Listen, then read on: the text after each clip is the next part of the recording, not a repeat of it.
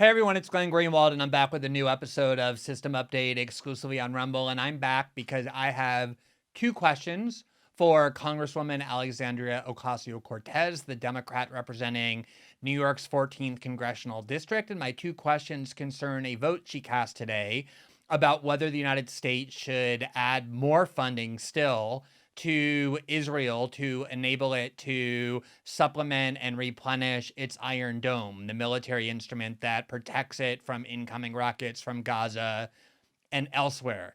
Now, what's really interesting was Congresswoman Ocasio-Cortez was on the floor of the House today for that vote, but she didn't vote yes to fund the Iron Dome. She also didn't vote no against funding it. She voted present. And I have two questions about that I think are really compelling questions for her to have to answer. So let's look first at what happened today. Here's the article from Roll Call, which covers the daily occurrences in the Congress. And there's the headline: House passes Israel Iron Dome funding with some Democratic defections. And you see in the subheadline, it says Ocasio-Cortez votes present after helping to force leaders to bring up funding as a standalone bill. The article says the House on Thursday overwhelmingly passed legislation providing $1 billion in supplemental military assistance to Israel.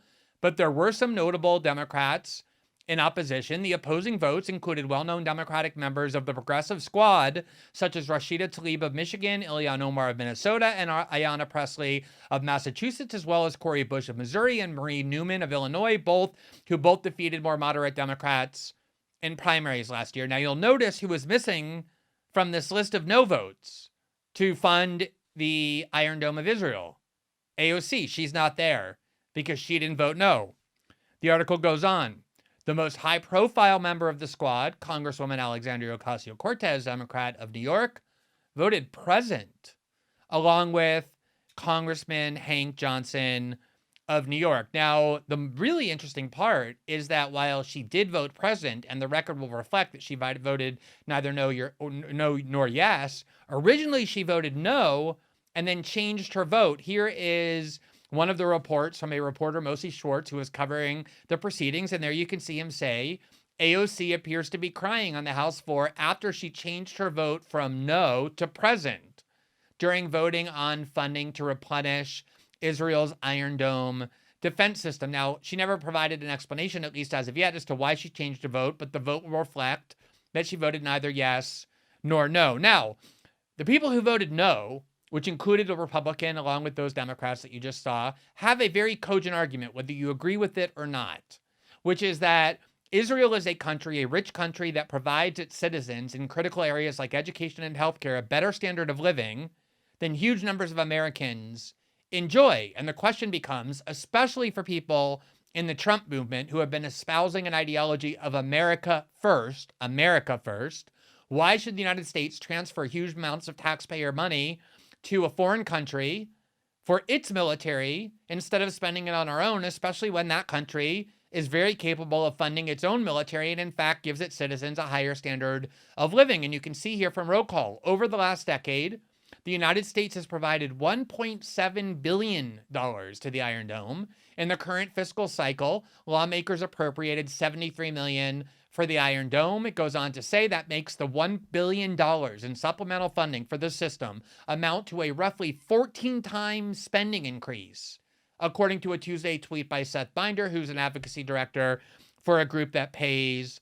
close attention to all of this. Now, again, you can debate the question of yes versus no. The people who voted no took a courageous vote, knowing that they were likely to lose, putting on record that they were opposed to this on the grounds that Israel should pay for this, not the United States. And then the people who voted yes voted on the grounds that the United States should continue to fund the Israeli military for reasons I don't quite understand. Why the United States taxpayers should bear the burden of everyone else's military as opposed to just our own. But AOC refused to take a position one way or the other. She took the coward's way out. And what makes this amazing, and here's my first question for her, is that during the first impeachment process against President Trump in 2019, AOC vehemently denounced her Democratic colleague, Congresswoman Tulsi Gabbard, for voting present on impeachment. At the time, the argument, the rationale for Congresswoman Gabbard was very cogent for why she voted present.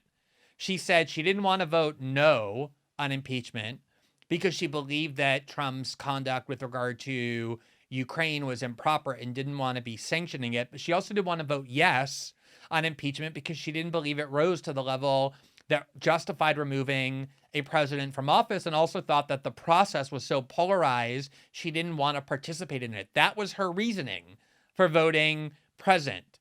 But AOC made a huge showing, issued a press release, and attacked Tulsi Gabbard, not just for voting present on impeachment, but voting present at all, something she said no Congress member should do. Here is what AOC did in condemning Tulsi Gabbard's present vote on impeachment. The headline says, "We are sent here to lead." AOC hammers Tulsi Gabbard for voting present. And the article reads, Alexandria Ocasio-Cortex chided House colleague Tulsi Gabbard for refusing to vote in favor or against President Trump's impeachment. She said, quote, "Today was very consequential, and not to take a stand one way or another on a day of such great consequence to this country, I think is quite difficult. We are sent here to lead." And then she added that she doesn't just mean it's wrong to vote present on impeachment. She means it's wrong anytime to vote present. This is what she said. Whenever we have a vote, we should vote yes and we should vote no.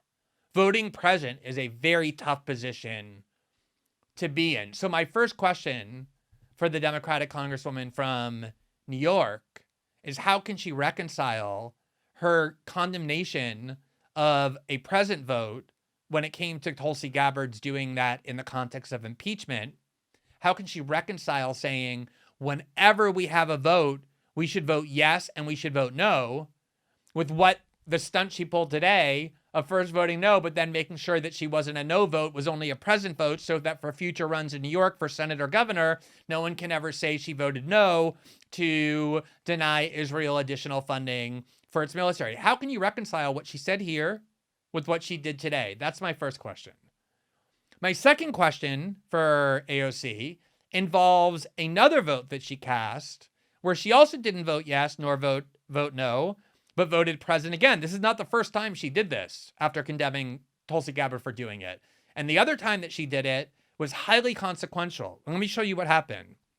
So in May of 2021, just a few months ago, House Speaker Nancy Pelosi demanded $2 billion in an increase for the Capitol Police, for more security, on the grounds that what happened on January 6th and the ongoing threat, as she put it, from the Trump movement means we have to give more money to the police.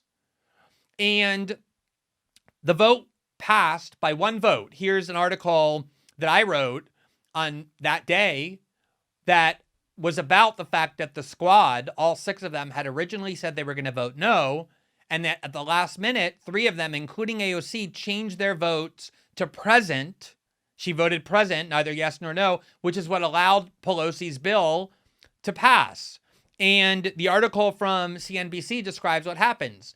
The House passed a $1.9 billion U.S. Capitol security bill Thursday as Congress splinters over how to protect lives and the democratic process after the January 6th insurrection. The Democratic-held chamber approved the measure by the thinnest of margins a day after it passed a bill to set up an independent commission to investigate the attack on the legislature. Opposition from Republican leaders has raised doubts about whether either proposal can get through the evenly split Senate. The House cleared the security funding in a 213 to 212 vote, while three representatives voted present.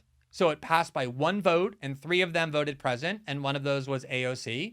The three Democrats who opposed the bill and those who voted present are part of the party's progressive wing. Every Republican voted against the security money a day after 35 GOP representatives backed the bipartisan deal to set up the commission to investigate the insurrection. So what happened was all six members of the squad, including AOC, had agreed to vote no on Nancy Pelosi's bill.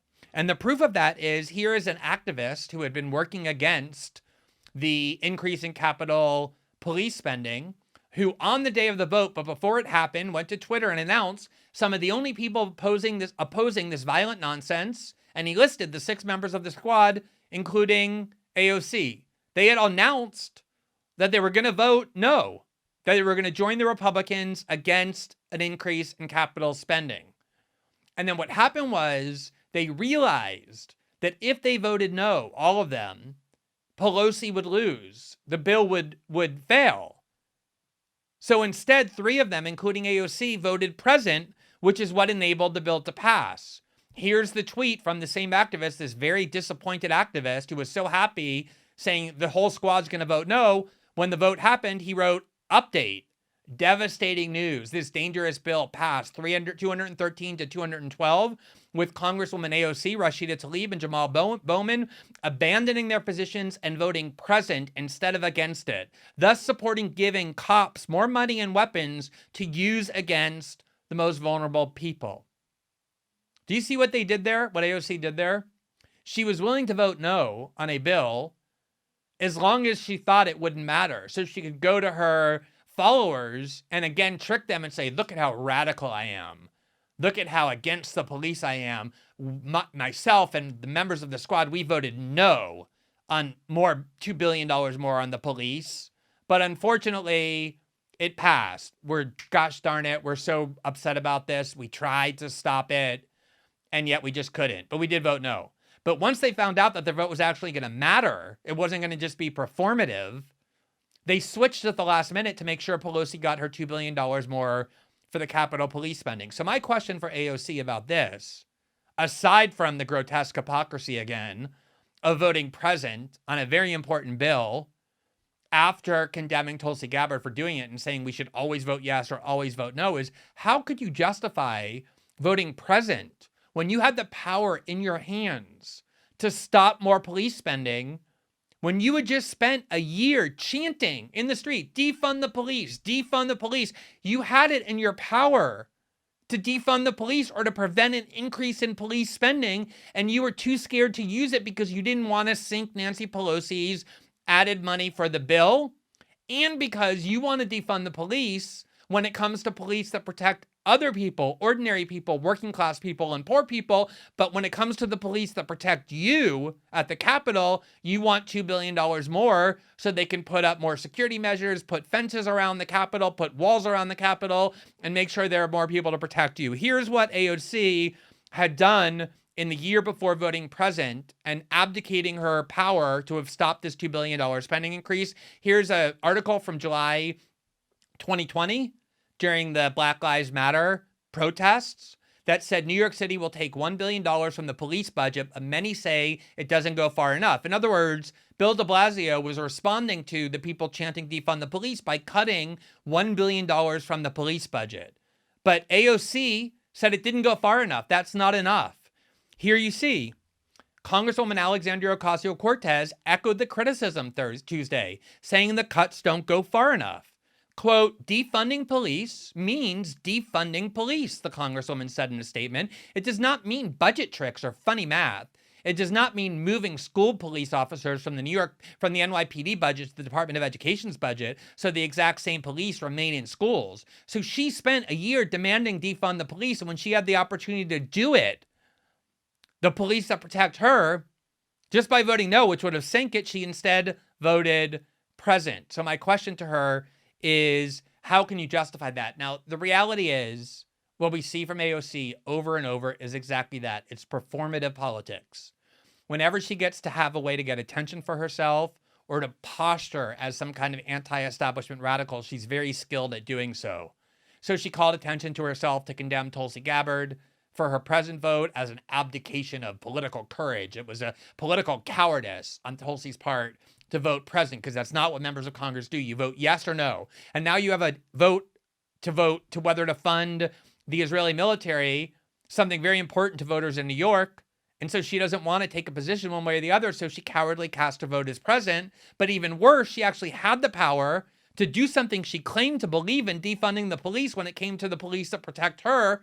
And there she voted present again. And in this behavior, today and back then, you see AOC's politics, but my two questions that I really hope a journalist will pose to her is, how can you reconcile your condemnation of present votes with the fact that you've now voted present twice in key situations? And how can you go around chanting defund the police for an entire year only to refuse to actually stop a $2 billion increase in police spending when you had the chance to do so? I would really love a journalist who's friendly with AOC and therefore who she'll talk to ask those questions, since I can't.